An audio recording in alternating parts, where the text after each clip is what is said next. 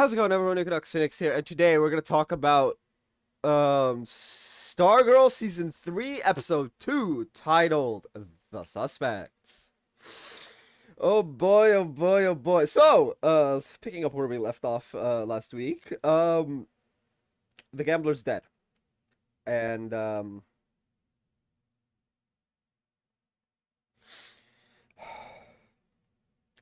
Cindy is above his body with a gun. Uh, she claims to not have done it. Cool, cool. She drops the gun. Now they're doing a team meeting. Sylvester, um, Pat, and the new JSA minus Cindy. Uh, and there seems to be like a split on the votes. 2 and 2, right? Two saying Cindy didn't do it. Two saying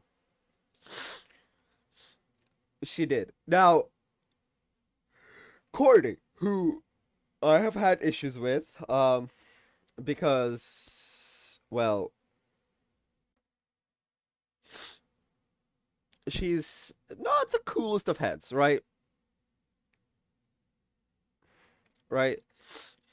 She seemingly, at the very least, way back when in season 1, is shoot first, ask questions later. Oddly enough, Courtney's the one with the coolest of the heads. I'm just like, wait. Is this character development? Has Courtney actually become the proverbial superhero? AO based. We stand character development here, but like, of, but it's like, why is, um, of all people,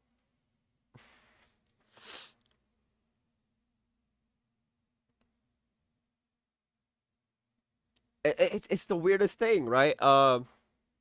Sorry, I Google searched Yolanda again because I keep forgetting her name. Um, they haven't mentioned it, which is an issue for me.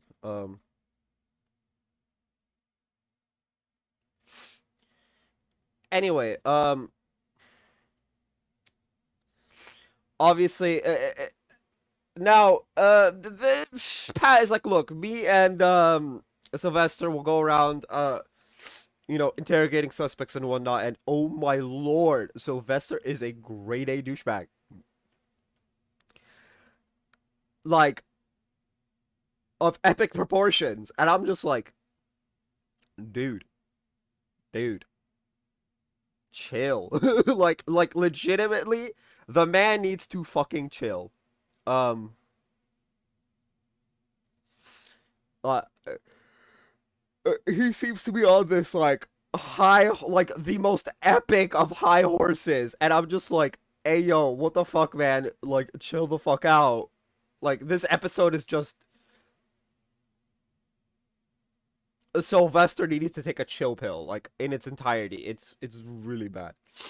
Now, Paula, she goes and visits Barbara at her workplace. And waits for Barbara there. Barbara apparently has a possible new boss who is the he's not a good person, and I hope he doesn't get like the position. Um, he's just like, you're 3 minutes late, bro. Bro, it's 3 minutes. Like, huh? Wait, what the fuck? Not even look. I'm sorry. Not even like the government jobs are that bad. They give you 5 minutes, right? In a government job, you have up to 5 minutes of being late, and you're considered on time. This man is being a dick over 3. Anyway, she goes into her office and Paula's there waiting for her. Paula's first words are, "We didn't do it."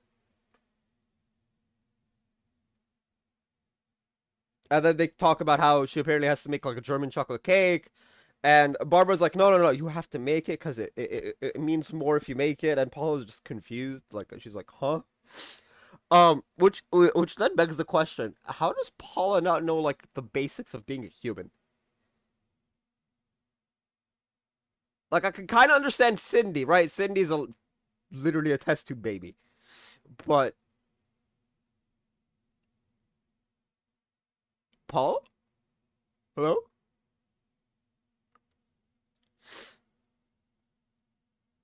Anyway, funnily enough. If y'all recall last episode, there a woman named Maria is making the shade tea.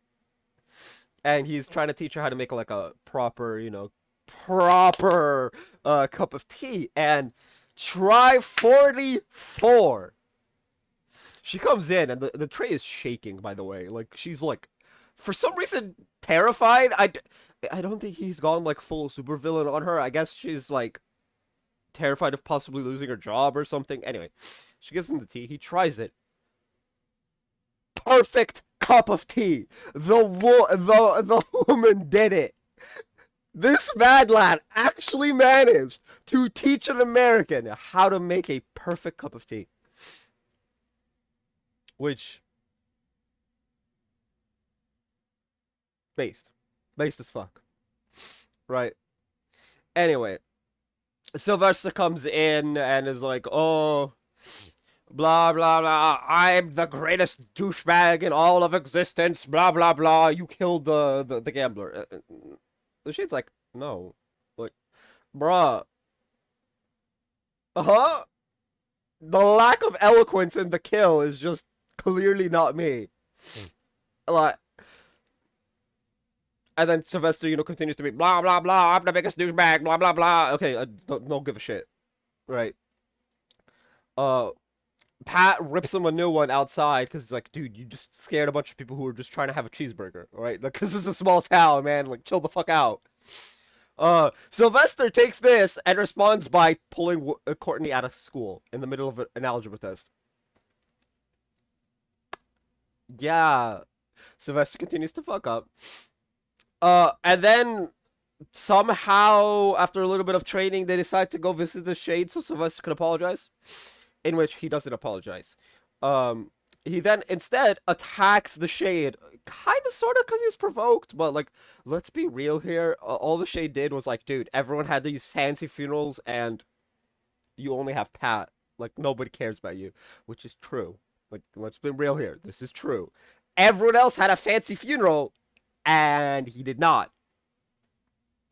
And quite frankly, who the fuck asked for the world's biggest douchebag to come back to life? Anyway, so Sylvester responds to this by pulling the cosmic staff from Courtney's hand and assaulting the Shade. Um, the staff then goes back to Courtney. It's like, ayo, like what the fuck? It's like, hold on a second. It's like the staff is sentient, and even the staff was like, ayo, hold on, hold the fuck up, hold on, this ain't right. I'm going back to Courtney. Um, so Sylvester's in trouble, still, or again, and still. Anyway, he gets ripped a new one by both Paula, not Paula. Oof. I skipped the scene that we need to talk about. He gets a new one, ripped a new one by Barbara and Pat because he pulled Courtney out of school, and then assaulted the Shade. Anyway, the scene I skipped is Paula and Barbara trying to bake the German chocolate cake and failing spectacularly. And then Pat coming in and asking about Courtney. Jeez, I forgot who Pat asked about. Pat has two kids, and so I'm just like, which of the kids did he ask about? Speaking of the other kid, Mike gets I think his name is Jakeem. To wish for the identity of the killer. Unfortunately, the only answer they get is the killer has many names, and I'm like, bruh, bruh, I hate this. Anyway, all's well that ends well, right? So, Rick and Beth. Oh God, I almost forgot Beth's name. Uh,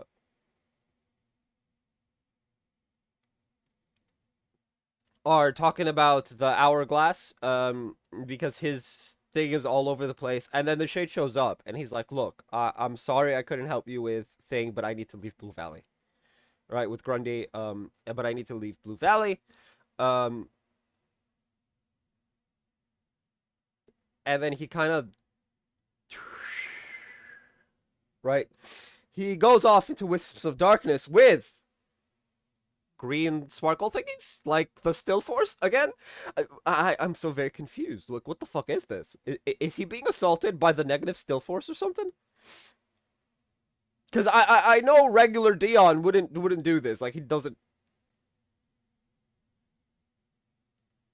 Man's is pretty fucking chill, right? Like, we know, like normal Dion. Man's is pretty fucking chill, right? He's just vibing. Negative Dion though, that's not a vibing. That's I want to take over the world. Anyway,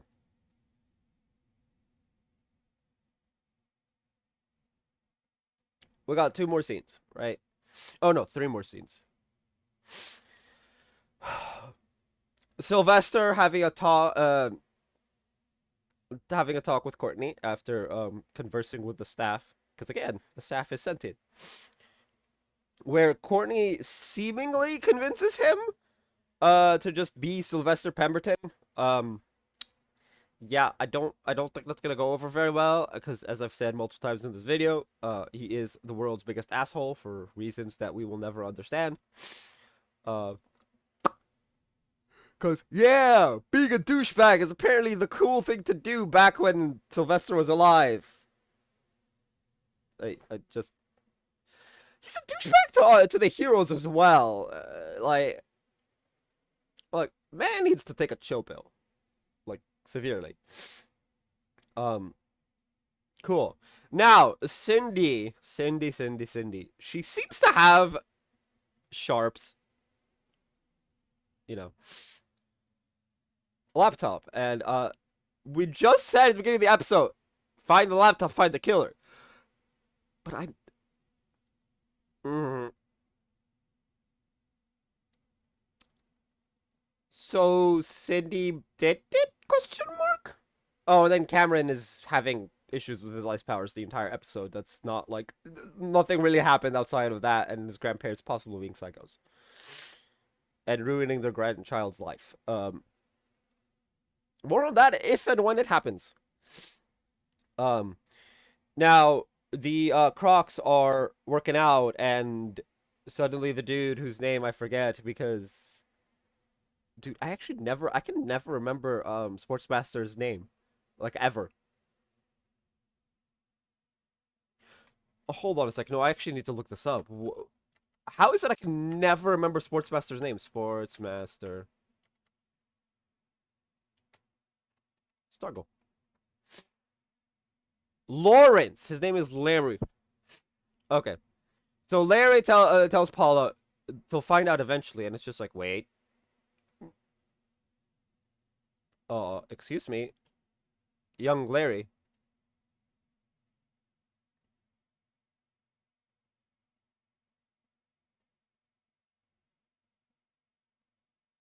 Wait, Jason Voorhees and Wayne Gretzky by Rick. Uh,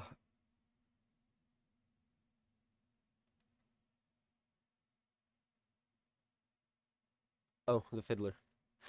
Anyway, he's like, they'll find out eventually, and then Paulo just kicks the punching bag off the chain and sends it flying into the wall, and I'm like, oh, what the flying fuck? Anyway, yeah, it's pretty fucking terrifying. Uh, so yeah, we got these two scenes, and I'm sure I'm missing something. Um, whatever. Whatever scene I'm missing, you guys can tell me in the comment section.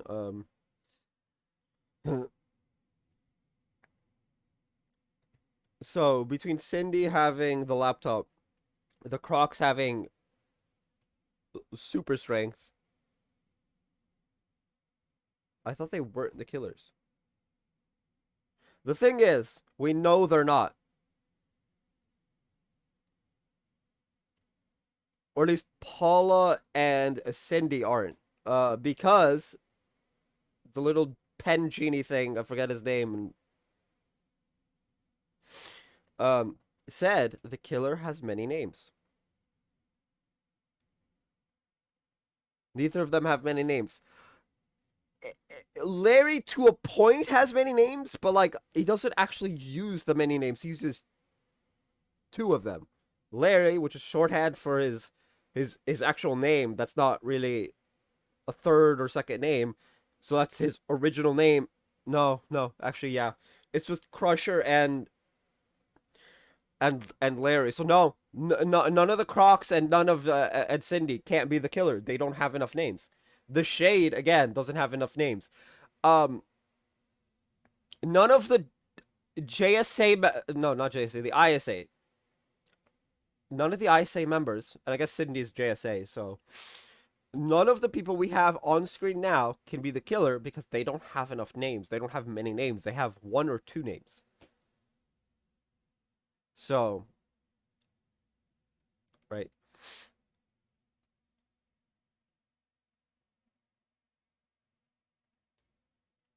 So it's interesting.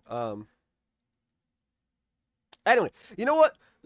Why don't you guys tell me your theories on who the killer is in the comment section down below? That's gonna be it for this video. If you guys haven't already, hit like, hit subscribe if you're new. I will see you guys next time, and as always, stay bright.